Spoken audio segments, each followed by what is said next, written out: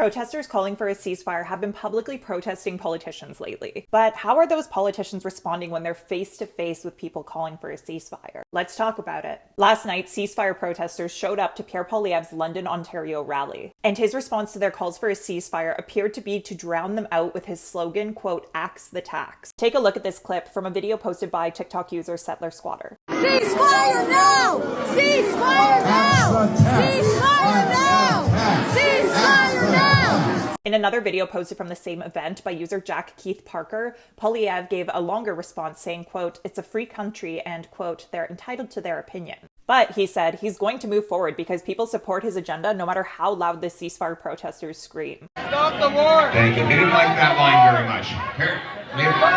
Listen, we live in a free country. You're entitled to your opinion.